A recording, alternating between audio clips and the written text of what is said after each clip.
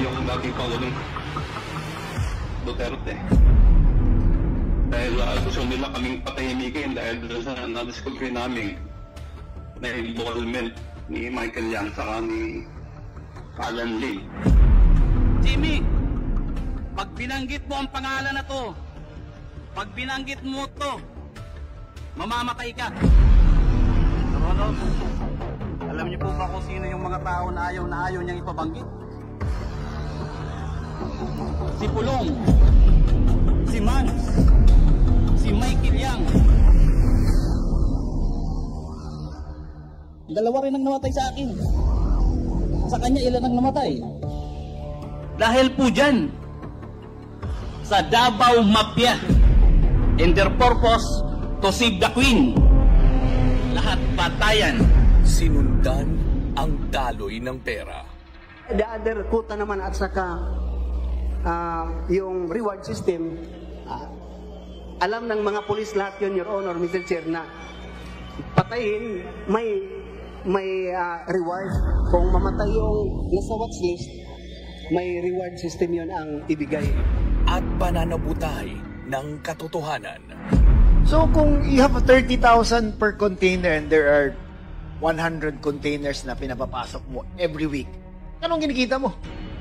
3 million a week? Sige, if you compare yourself to the other mga yung nagpapapasok ng containers, small time ka ba, big time, or medium? Small time lang po. Small time ka lang. Paano mo nalalaman na may kontrabando na laman yung mga shipments nung tatlong ito ni Michael Yang, Pulong Duterte at saka Mans Carpio? Your Honor, there are several containers na hinahanap during the time. Nasa posto B, pero alam ko custom police ang binigyan ng order. Kami alam ko rin yung kargamento. So sabi ko sa intelligence, alam namin yan, pero ayoko nang pakialaman kasi may tawag siya. Michael Yang and Alan Lee, person of interest in illegal drugs. Dito po is nabanggit ko na po rito na lagi po sila nakikitang kasama si Presidente Duterte. Nakakagulat pero hindi maitatanggi. Former Presidential Economic Advisor Michael Yang and his associates' business expanded rapidly during the Duterte administration. Maliwanag kasi. Maliwanag yung may dalawa ng testigo nagsasabi na talaga ang nagpapalakad ng mga drug shipments noong panahon ni Duterte ay si Pulong. Ito po yung mga iba't ibang mga pumasok na pagkapirahan kay accounts ni Duterte. So ang total po ng mga credits na pumasok ay 4 billion. Kayo po ba ay abogado ng Lucky South 99? Hindi po. Wala po akong attorney-client relationships. A document which lists the officials. Roque's name is included under legal in the document. It seems to be that coincidence hounds Mr. Harry Roque. Saan nanggagaling ang mga shipment nung tatlo? Nina Michael Yang, Pulong Duterte at Attorney Mans Carpio. Malimit po, Your Honor, China. May operasyon para itago ang totoo at patahimikin ang tama. The arrest of a Chinese businessman whose younger brother was once an economic advisor to then-President Rodrigo Duterte. Yang Jianxin has been linked to several corporations alleged to be involved in drug smuggling and illegal offshore gaming. According to this informant, Alan Lin is a close friend of then Special Assistant to the President, Christopher Bongo.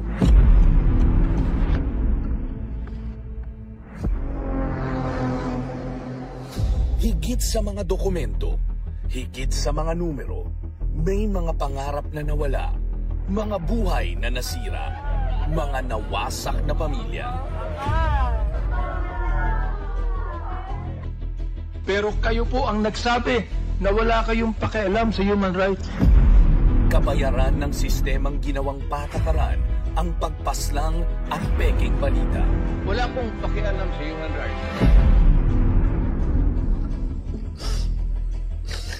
I received a call from the President, Rodrigo Roa Duterte, at approximately 5 a.m., instructing me to meet him at his residence in Doña Luisa, Davao City. He needed someone capable of implementing the war on drugs on a national level. replicating the Davao model, refer to the system involving payment and reward.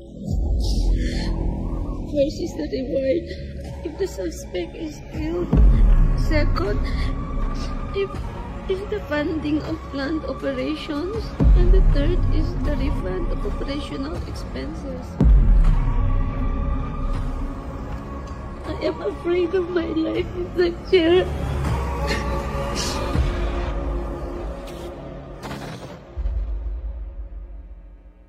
Pakibasa mo ulit yung number 28, 29 at number 30 ng affidavit mo dated noong August 21.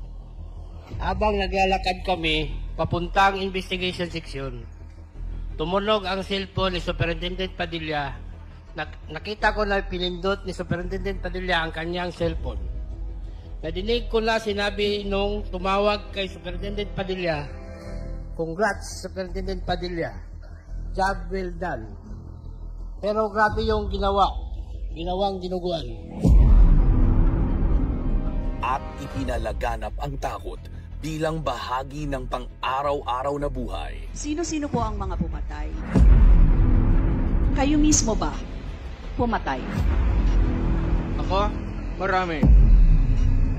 Mga 6 o 7. Ipapapatay na talaga ako dahil nabuking ko yung kanilang koneksyon.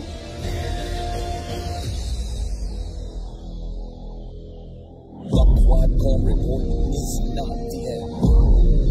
The beginning of reckoning, of reform, of remembering.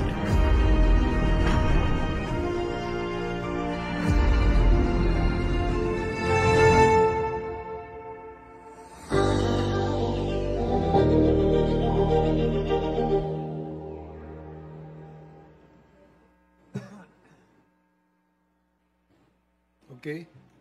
Yun na yun. No? Okay, thank you, the technical.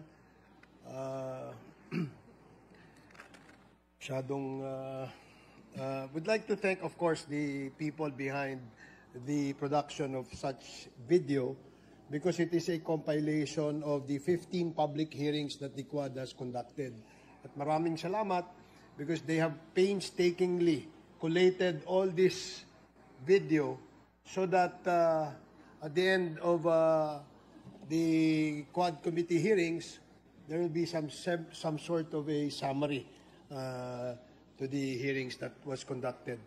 Before, there's a last question that Congresswoman Arlene Brosas would like to ask, and then after that, we will finally proceed to the admin matters for disposal before this committee terminates its hearing. So, Congresswoman Brosas, you are now recognized.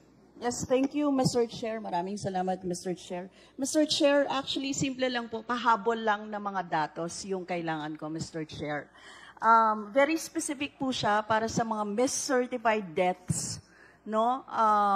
Kailangan ko lang po yung SOCO report and yung kung merong investigation report, kung wala, sabihin din lang, i-indicate lang, no, Mr. Chair. So, ito po yung, I can run down the list of the names siguro, Mr. Chair, para SOCO autopsy reports and police reports kung meron. Si Crisanto Velasco Abliter, si Joseph Loyola Albania, Renato Jr. Aguilon Austria, Alvin Villarin Aviles, Gerald Tizon Ayoste, Francisco Lenin Bailon, Telmo Mangano Blas, John Cruz Carson, Julius Velez Casquejo, Marlon Olino de Guia, Constantino Yamson de Juan, Armando Junon de la Cruz, Mario Nemenzo de Alogdon, Erwin Cayetano Garzon, Nestor Policarpio Goho Cruz, Gaspar Grate Granado, Roger Pingol Nicart, Josel Adjok Payapaya, Kim Ryan Bautista